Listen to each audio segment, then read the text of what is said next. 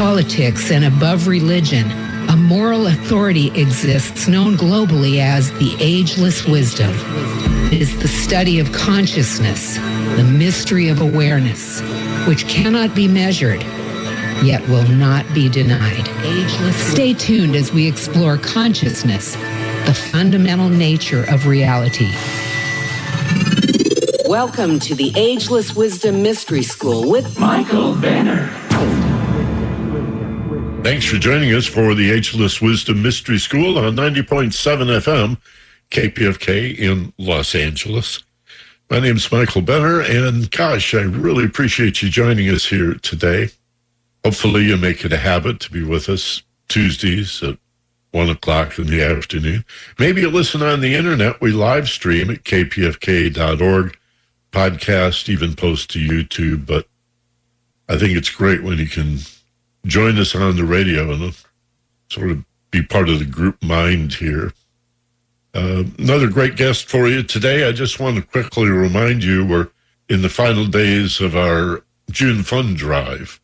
And so if you've yet to make a contribution to KPFK, perhaps your annual contribution, or maybe it's time you join Sustainers Circle and ante up $15-20 a month for Radical Community Radio. There are other stations that claim to be public radio or community radio, but they seem to have no issue with corporate underwriting, and we do. We always have had. So for 62 years, we've never taken money from corporations, and obviously we're ad-free, commercial-free, but that means that you're the sponsor. You are the sustainer. So join us at kpfk.org. Just point your browser to kpfk.org, and you'll see support KPFK in the banner and make your tax-deductible contribution there. And we really appreciate it. I'll talk more about this at the end of the show. But I'm anxious to introduce my guest. He's a friend of mine, a fellow I met through my wife, Doreen, actually. Many of you know Doreen. She had a program on this radio station about a decade ago called Profiles in Peace. And gosh, Kevin, what was it, about 15 years ago that we first met? 20, I think. Yeah. It was late 90s, I believe. Yeah, I think so. It's hard to believe, losing track of time. This is Kevin Kerslake. You probably know that name. If not, you will by the end of this show.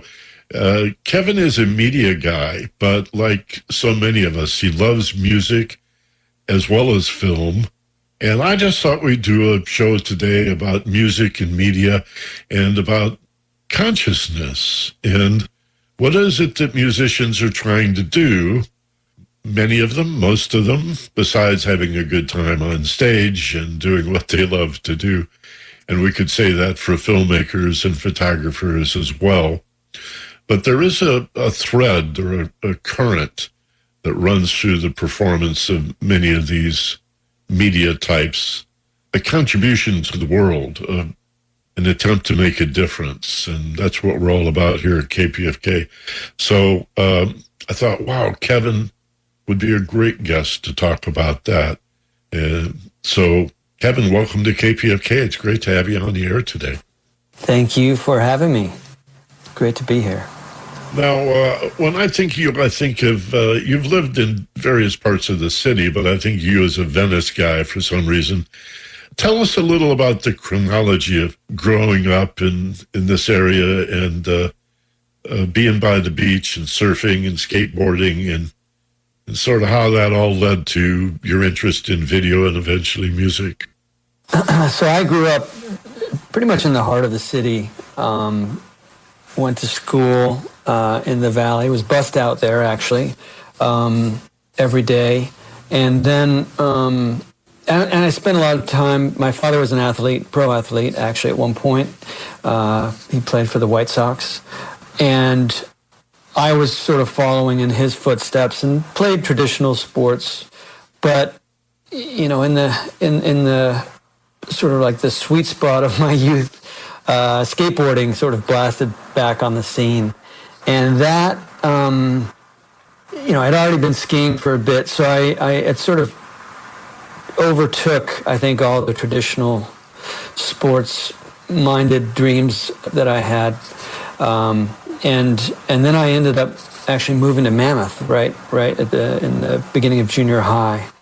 And so being set in the outdoors, the mountain is right outside our door, basically. That sort of turbocharged all those dreams. And my father, I moved up because of a divorce, and my father went to Malibu. So I was pretty much mountain and beach guy. Skateboarding was that happened in both places, right? But and that was right. The big ticket item in that world at that point was the whole Dogtown scene blew up. So I was completely obsessed with skateboard and everything they were doing in Venice, and I didn't know those guys at that point, but they were sort of my heroes, the posters on the wall. And so right around the same time, my mom gave us kids a Super 8 camera, and I hijacked that and then just started making Super 8 films of all the sports, of all the things I was doing, right? So with friends, as the athletes, the sort of stars of the film, and they were just homegrown films, they were never released or anything at that point, but I'd edit them and in my bedroom, and was pretty obsessed from junior high on with film and action sports. And how music basically fits into that is my grandfather was a composer, so we had music. He cut his teeth on Tin Pan Alley and ended up writing. He wrote a bunch of songs for Irving Berlin early on before breaking out on his own. But music filled our house, throughout my youth, and those were obviously older songs. But my obsession with rock music, especially, was that was sort of in the DNA. It's going to happen at one point. So I think that whenever you're making films, you obviously start thinking about soundtracks. So I want to go back to your granddad, but I don't want to give him short shrift. This is a big deal. Your mother's father, right, was Walter Donaldson. Correct. Yeah.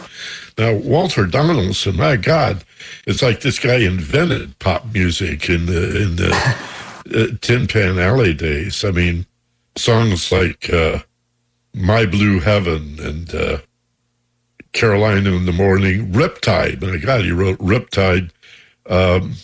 You're Driving Me Crazy. Yes, Sir, That's My Baby. We know all these tunes, so it's decades and decades ago. I'll See You in My Dreams. What an incredible melody. Even How You Gonna Keep Them Down on the Farm. What an exciting period this must have been for people that don't know about the Tin Pan Alley era in New York City. What was that about? What was Tin Pan Alley?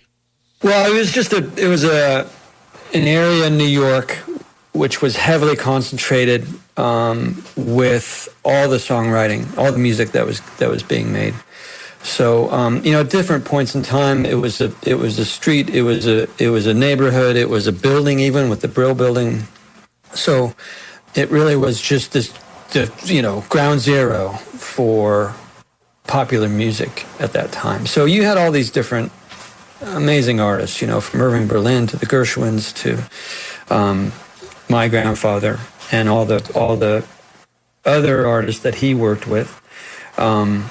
So my grandfather was tapped by Irving Berlin to write for him, and he wrote Mammy and a few other songs for Irving Berlin for different projects that Berlin was on. And then finally, he struck out on his own and wrote all those standards that you're talking about. Some of them were actually just, singles or music that went out on its own, but it eventually evolved into music for plays, for films, and so forth. So But this was really the birth of pop music and sing-alongs. And what are we talking about? The 30s, the 1930s? Oh, yeah, this is the teens, actually, I think. So my grandfather was born in 1893.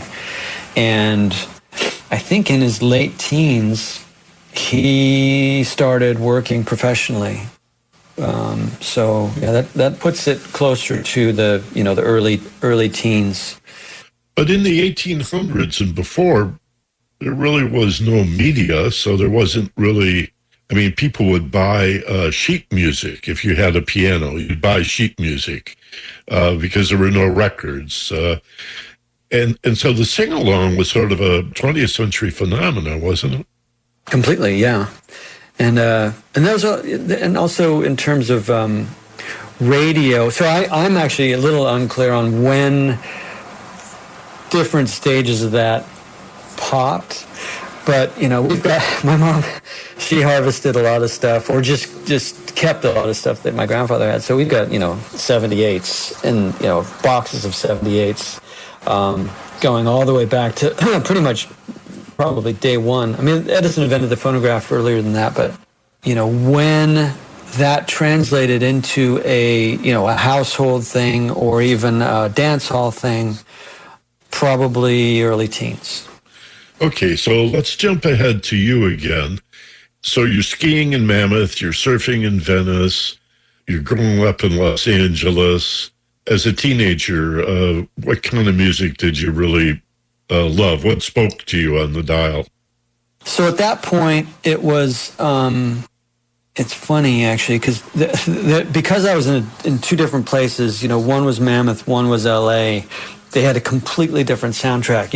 Mammoth was a little country town, no stoplights in town, and very few artists sort of came into the fore. So that was sort of like Boston and Boz Scaggs and Fleetwood Mac, Kiss, and in LA, where I had that sort of the other half of my life, you had Black Sabbath and Led Zeppelin and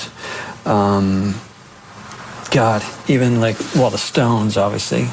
Beatles were always in the soundtrack somewhere.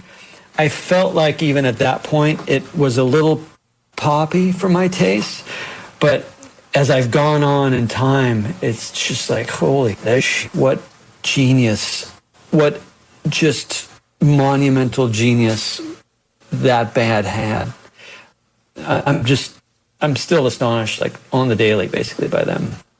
Well, I remember I'm a little older than you, and the Beatles and the Stones sort of bracketed. The Beatles were the good guys, the pretty boys. The Stones were the bad guys, Yeah. And I think that was deliberate positioning, actually, by those two. They knew what they were up to. But then the punk scene came out of that, and there's so much to talk about here.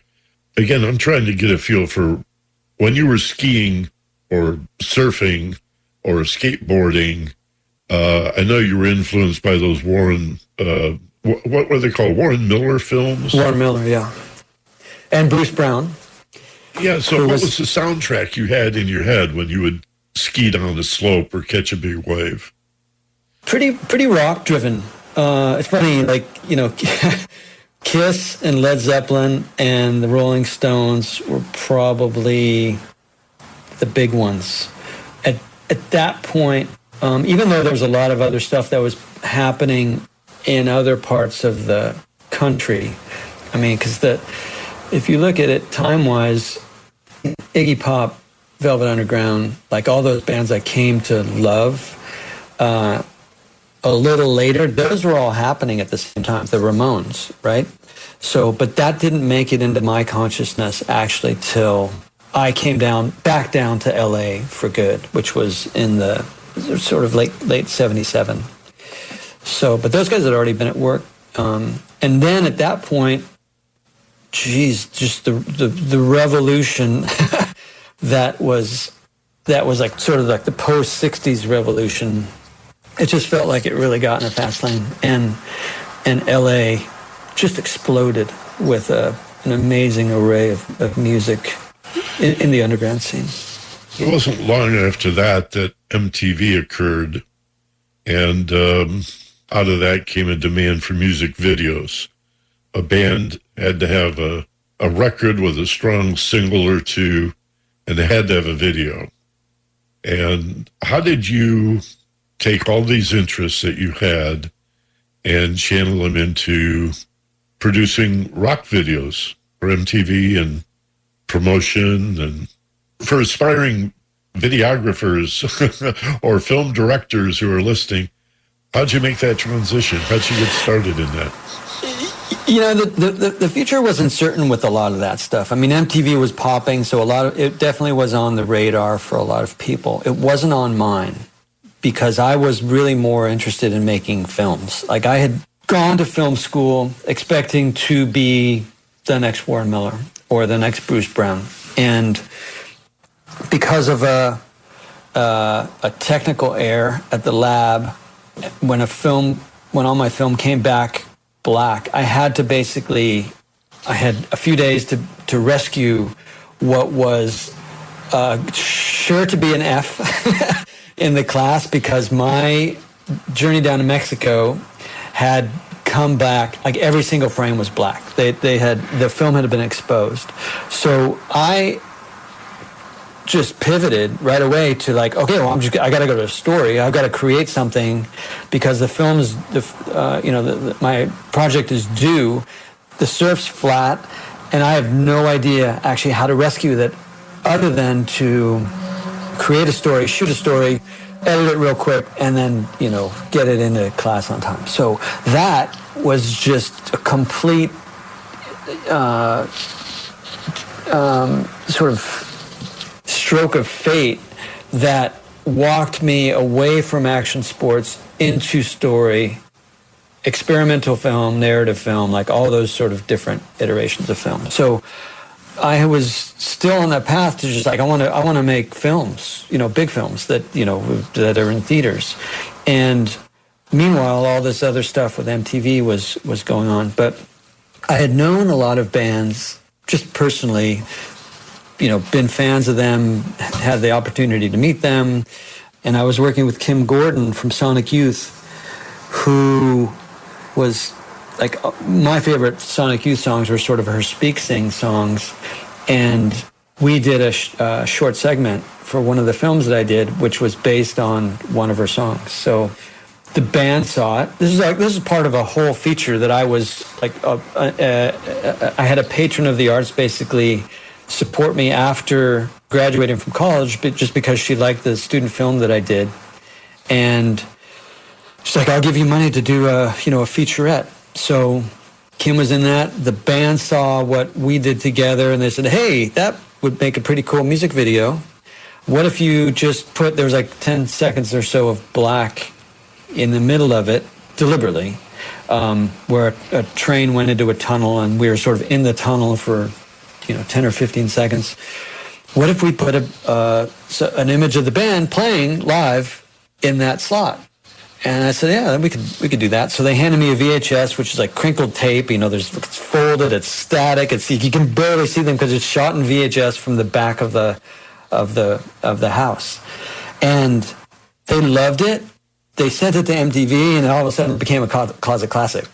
And all the music at that point on MTV was like, it was relegated to 2 hours on Sunday night, which was this show they had called 120 Minutes. So all the underground bands that I loved and even knew, that's where they ended up in the MTV universe. Everything else was big hair, pop, just like the corporate rock, basically, right? It was that was that universe. And that was like, in a sense, to me, that was the villain. Like everything that they had in mainstream programming was like, I was young and an idiot, but I was also just like violently opposed to all that way of doing things, right?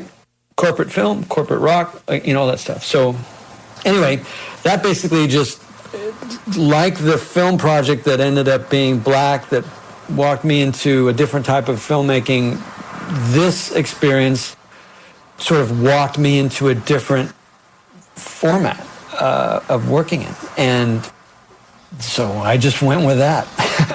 We had the same issue in radio, of course.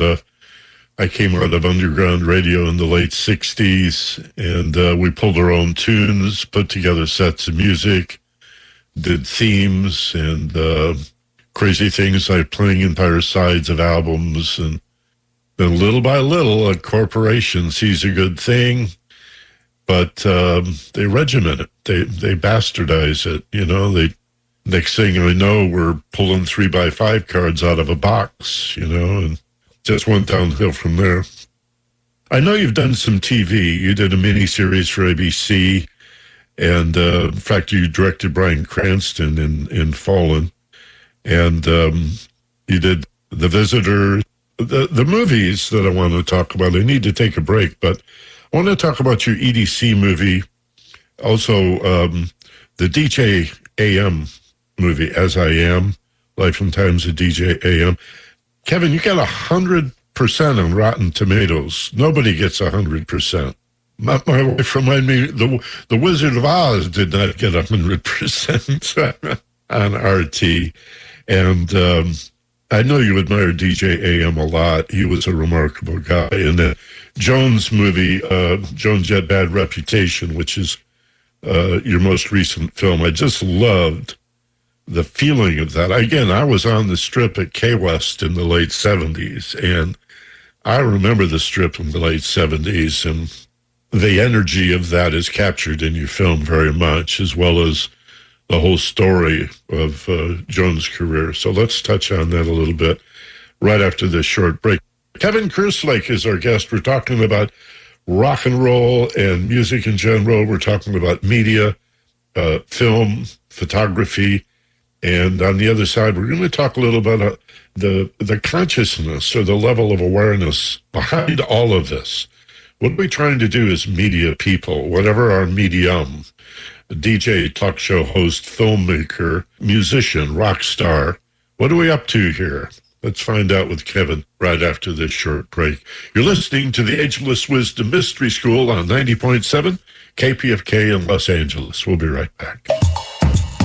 We realize that times are definitely tough for so many right now, and that you may have had to rethink what you can afford to give to your favorite nonprofit organizations.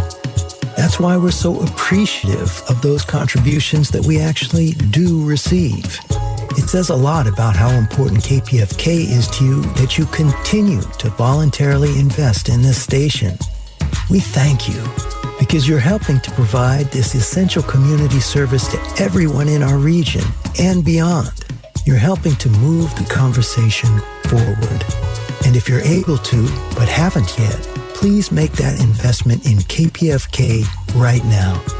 Please go to kpfk.org and pledge securely online, or call us at 818-985-5735. That's 818-985-KPFK. Thank you.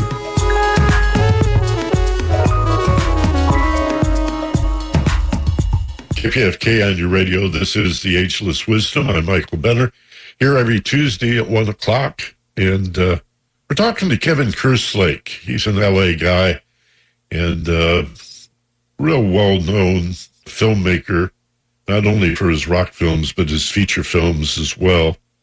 Let's talk a little about the DJ AM film. And, well, again, all of these three, I think are remarkable. Let's start with EDC, actually. How'd you happen to put that thing together?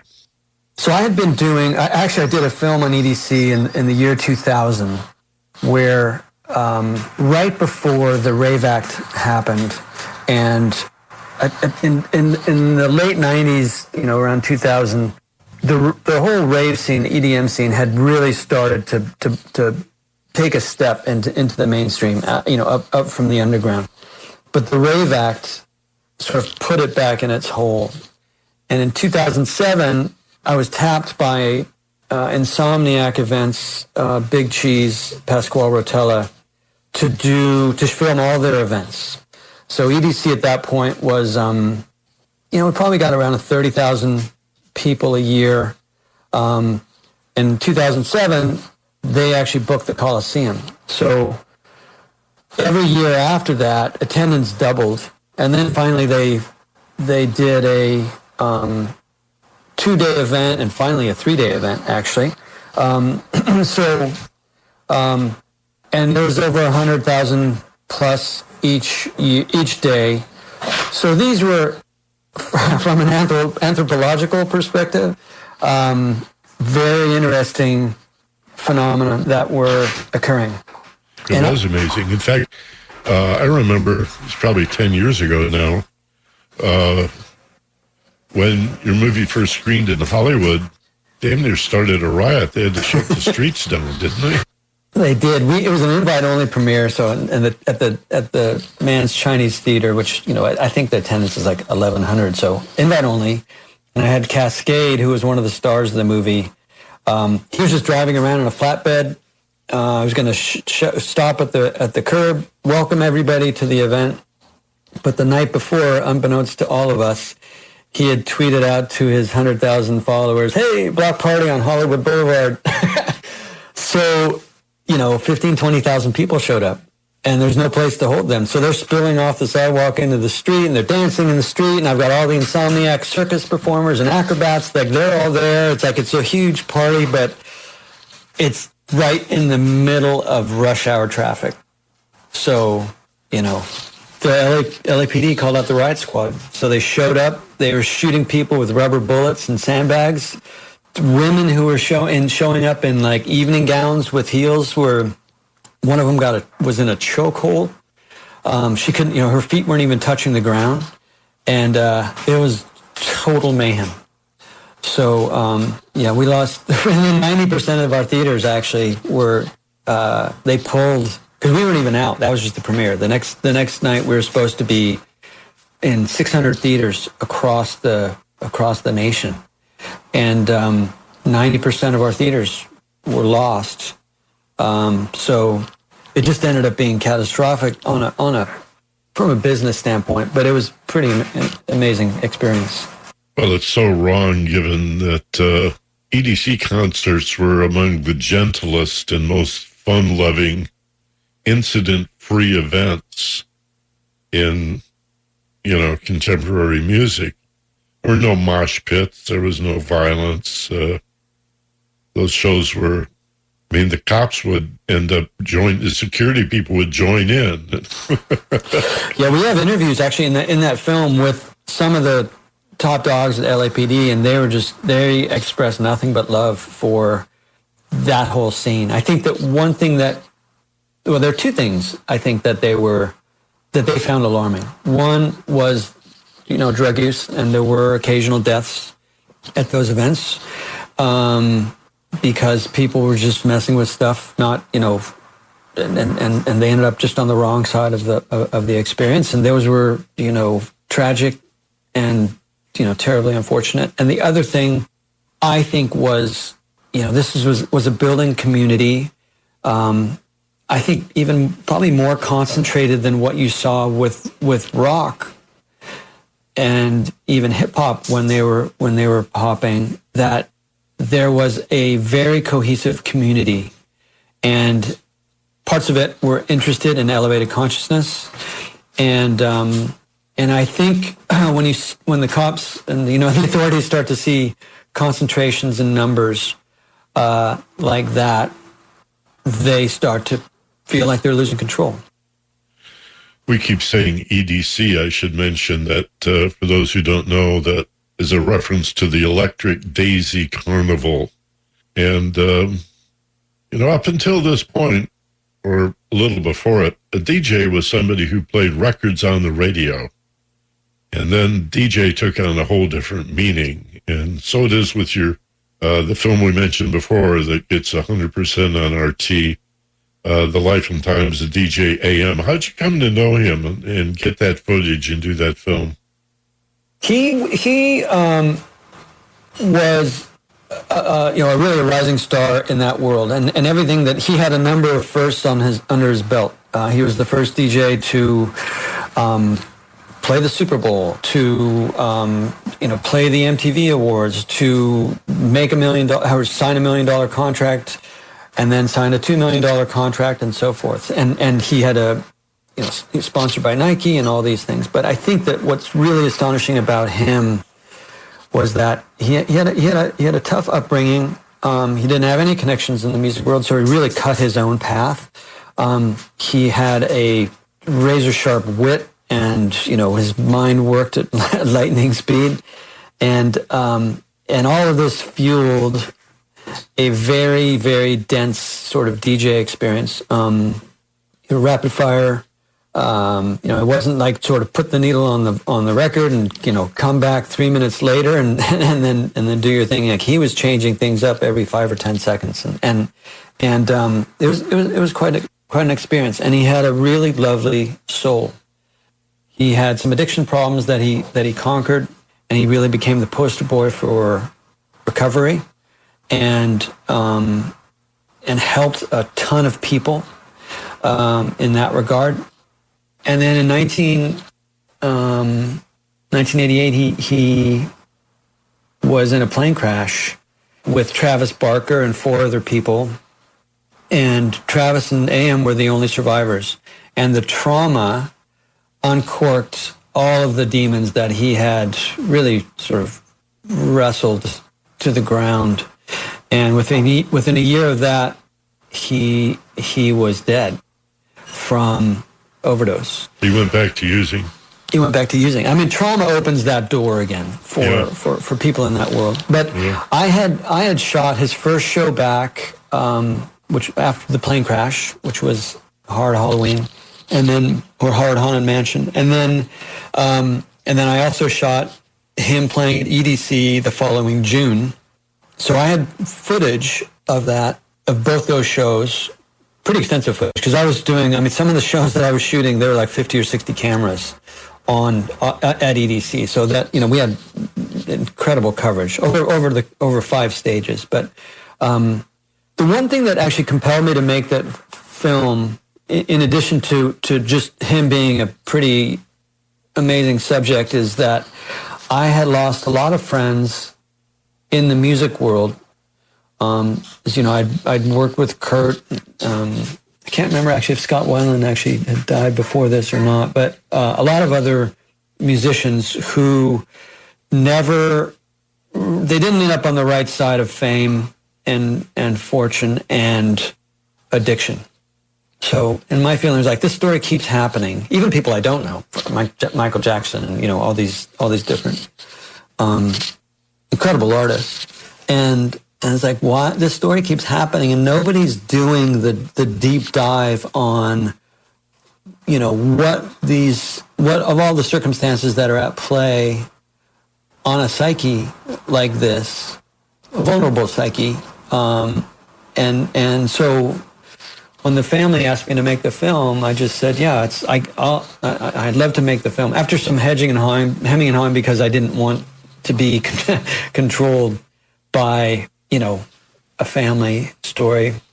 They gave me final cut, and it was also because I just said, we need to tell the whole story. Like, that's why this film is going to be important beyond just AM himself, is just the fact that it's truthful about all these different circumstances. So anyway, we agreed on all that, and they said that's the film that needs to be made, and so off we went. Well, I think that's something that's very different about the DJ AM film you did and the Joan Jett film as well, Bad Reputation, as opposed to EDC. All 3 have an incredible energy. In fact, I must say the editing on the DJ AM thing is incredible, because it really captures his energy. So does the Joan Jett movie. But in the DJ AM and Joan Jett movie, we see the humanity, the human side of these rock stars coming forward. We get a sense of the lifestyle, how frenetic it is. And as exciting as it can be, it's also traumatic, life on the road. And there's a lot of money involved, and a lot of opportunity, and a lot of hangers-on.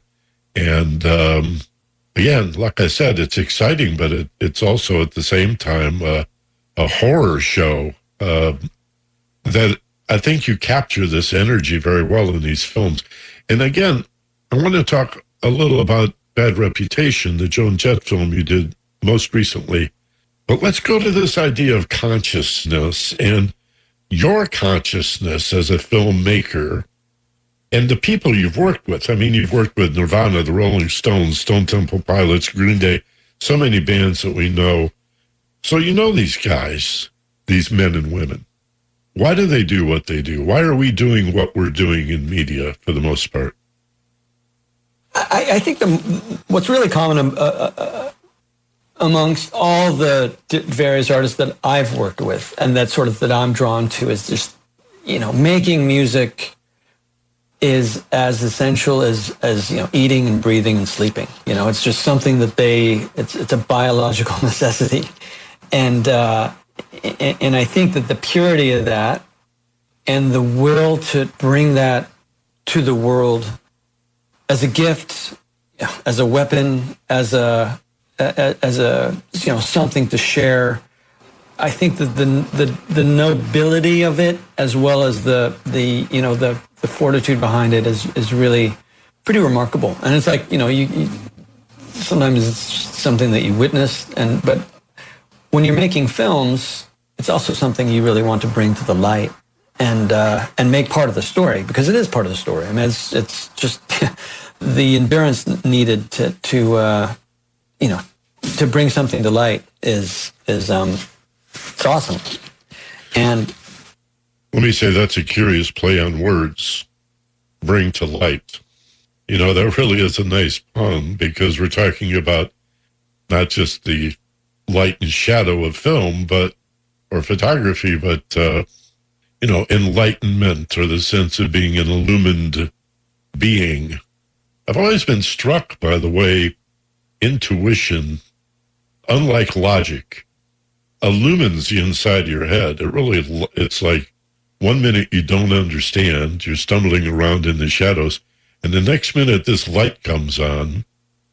It's like the archetype of the light bulb popping on, right? Or it may be the dawn of an idea. Sometimes you're thunderstruck, but it's always an enlightening experience, and that's what film is. It's and also painting, for that matter. It's a play of light and shadow, isn't it? It is. It's funny because one of the things that drew me to film, and even though I've played in garage bands, that never did see the light of day, but were always amazing experiences, just in terms of endless jam sessions and just fun in the garage with a bunch of friends. But early on, once I really plugged into the transcendent nature of music, sometimes helped by whatever drugs were floating around in my youth, I think that the power of music was really reinforced again and again and again with me. And I think, I don't think even making music was an option at that point. So film was really the tool that I lunged for. And it was always like, how do you make film, or how do you make even photography sing like music? Music was always the gold standard in terms of whatever medium I was playing with. How can you create the feeling that music gave me, right? That was. It's always in the picture still. Like, how do I make edits sing? How do you make whether it's rhythms or structures? I was very interested in mathematical edits and structuralism. Which has shares some DNA with minimalism in terms of like loops and that sort of the idea of transcendence and, getting into this hypnotic trance of, whatever you're watching or listening to has a way of transporting you, just locking you into this sort of zone and transporting you to whatever realm, basically, it wants to. There are various genres that have the capacity to do that. Obviously, jazz had it in a more freeform way. It didn't have the rigor of, structures that I was really drawn to. But I still felt like, Sun Ra and music like that had, the ability to really transport you. And there are certain bands or even songs within the rock genre that have the ability to sort of create that trance. EDM and minimalism probably focused that more than any other examples into that sort of trance-like transcendence, right? Yeah, I think you're hitting on exactly what I was looking for. The term I might use, given the work that I do, is altered state. And if you allow music, I used to do an exercise in my class where I would have them listen to music for 3 minutes, usually some Baroque piece without lyrics, and some classical thing. And then after the 3 minutes, I'd say, so what were you thinking about during that? And everybody volunteered. I was thinking about this and that and the other thing. And then I would say, well, why were you thinking? I asked you to listen to the music. And then we did it again. And the experience was very different. To allow music to have its way with you, to allow yourself to be swept away.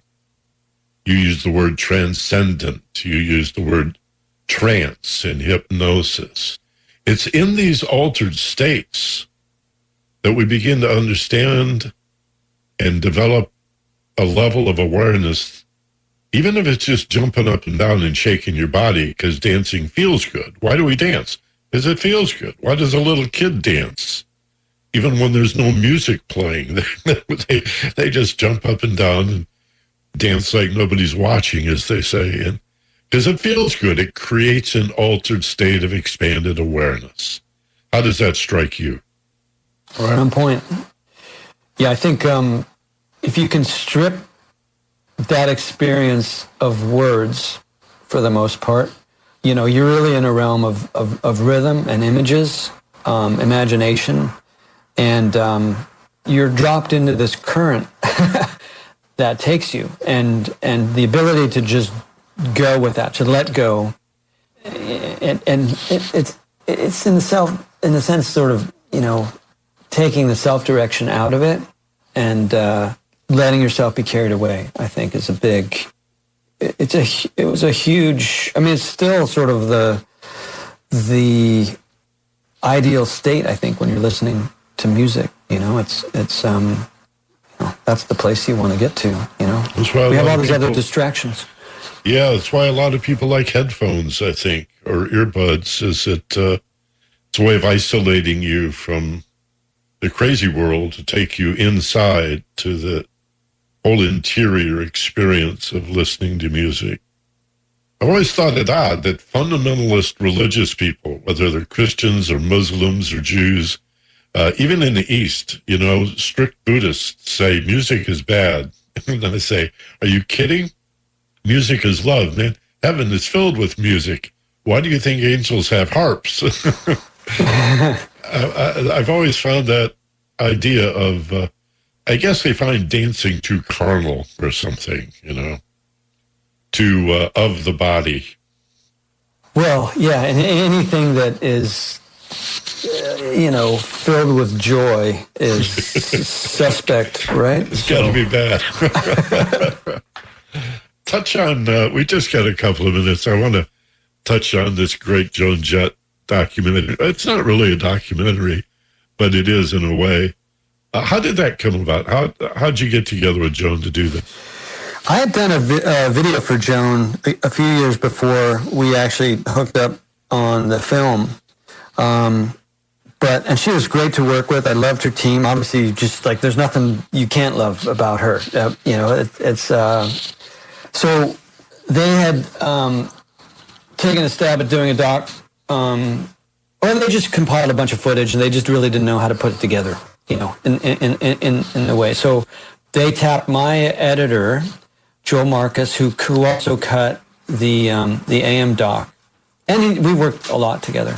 And then he pulled me in to do interviews, and it sort of graduated to the film needing more direction, and that's where I came in terms of that's what directors do, I guess. It's just they give these projects direction, and so I joined the team, and I worked with her. It was amazing. Like everybody actually in that team, at Blackheart Records, and her writing partner, Kenny Laguna. They're all just amazing people. Just really, really solid folk. So, I mean, that's a story that, especially at a time, it ended up being, right around Me Too, the Me Too era, the dawn of the Me Too era. Yeah. So, and she's like a feminist manifesto in the flesh, and it was just like all the stars aligned, to be honest.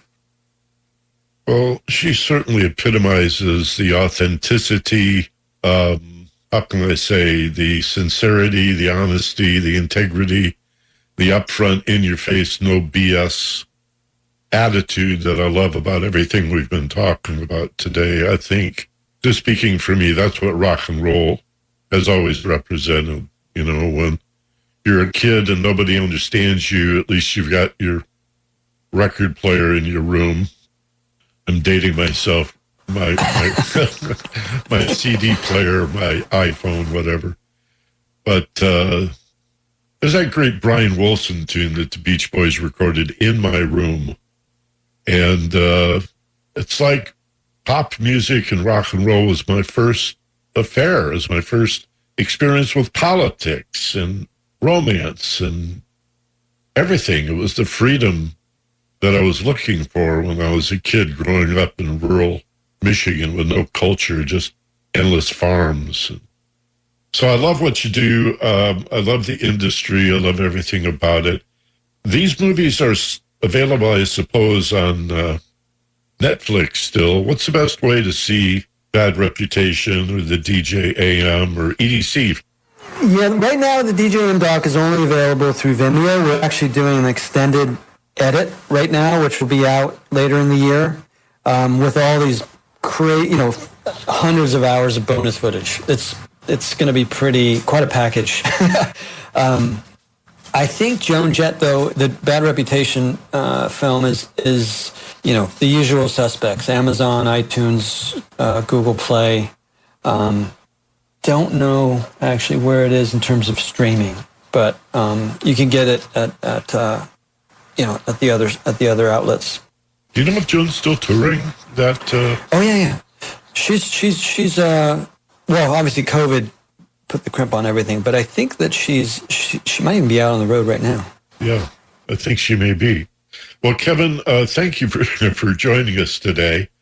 This has been a lot of fun, and when Doreen suggested that I do this kind of show, you, of course, were the first person we thought of, and I know you and her are working on a project to be announced, so we'll not say more about that, but it's I love knowing you and having an inside exposure to your body of work, and I just want to thank you for being here and wish you the best to you and your family, and maybe we can do it again sometime. I'd love that. I mean, Michael, you are a true sage, and I think you've been a source of great wisdom, I think, in my life, and I know Doreen's life, and it's an honor to join you here. Oh, very kind. Thank you, buddy. Kevin Kerslake, my guest today in KPFK. We'll be back with more. Stay with us. This is KPFK in Los Angeles. Hi, it's Carrie Harrison with Harrison's Reality Check, heard every Tuesday at 2 p.m. here on KPFK. Well, Pride Month has become more relevant in the past 3 years than it has been in the past 20. Massive policy changes are afoot, ranging from reversing Roe versus Wade and the endless civil rights throughout that will follow. Gay marriage will likely be in the crosshairs. Voting rights, already perilously dangling on the precipice, will further be blemished. And 61% of the human population, women, will see attempts to further reduce their range of motion. Well, gays like me are fighters and will fight for you and everyone else and everything else.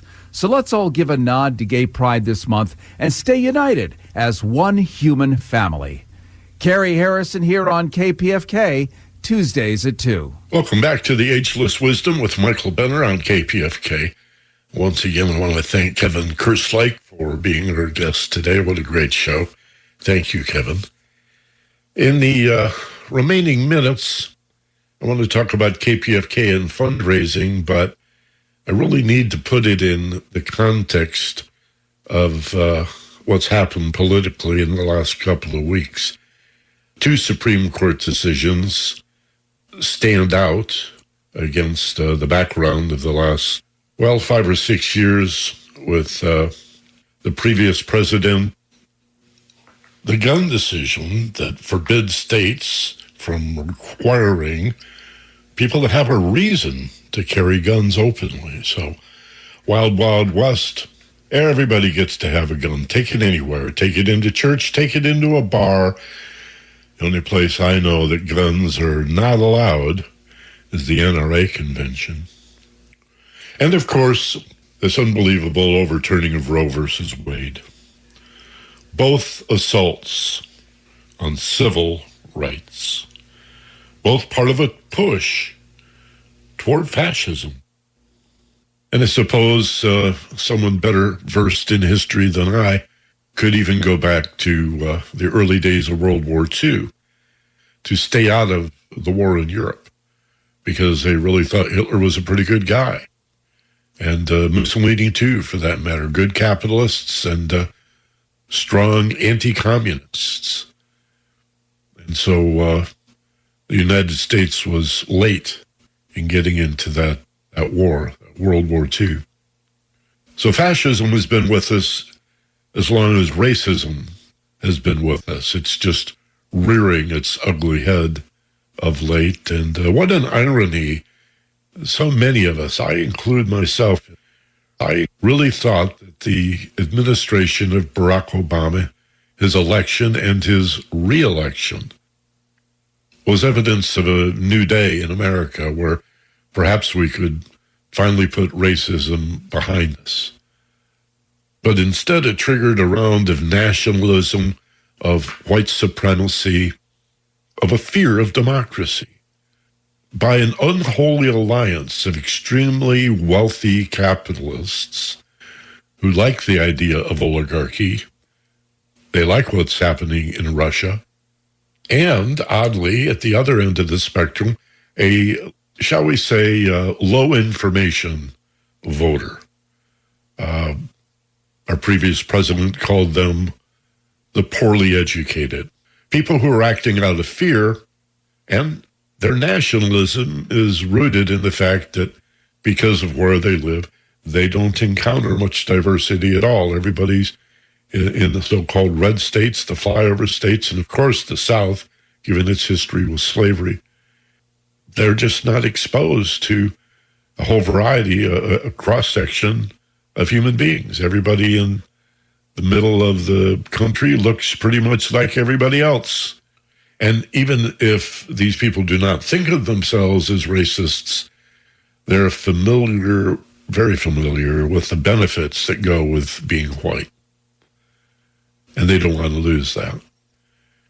And Clarence Thomas, my God, the most corrupt of any Supreme Court justice in history, who participated through his wife in an attempt to overthrow our democracy.